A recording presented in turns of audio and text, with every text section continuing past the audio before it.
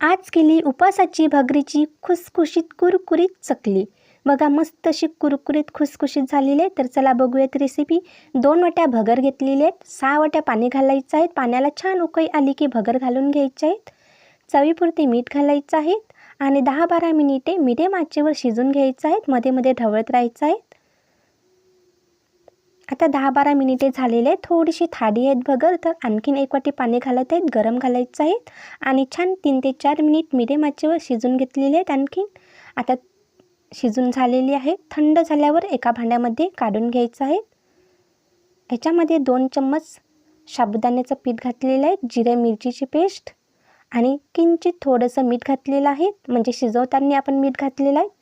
तर आता इथे थोडंसं घालायचं आहे आणि छान भगर मळून घ्यायचे आहेत. डो तयार करून घ्यायचा आहे आणि इकडे साचा तयार करून घ्यायचा आहेत आणि एका ताटाला तेल लावून घेतलेले आहेत आणि छान अशा चकल्या पाडून घेतलेल्या आहेत. व्हिडिओमध्ये दाखवण्यासाठी तुम्ही जिथे उन्हामध्ये वाळून घालत आहे त्या ठिकाणी डायरेक्टली चकल्या पाडून घेऊ शकता. आता मस्त अशा पद्धतीने मी चकल्या पाडून घेतलेल्या आहेत.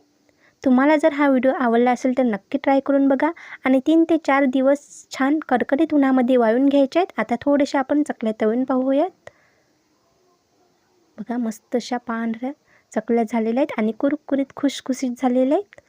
तर तुम्हाला हा व्हिडिओ आवडला असेल तर लाईक करा. पुन्हा भेटूयात नवीन रेसिपीसोबत.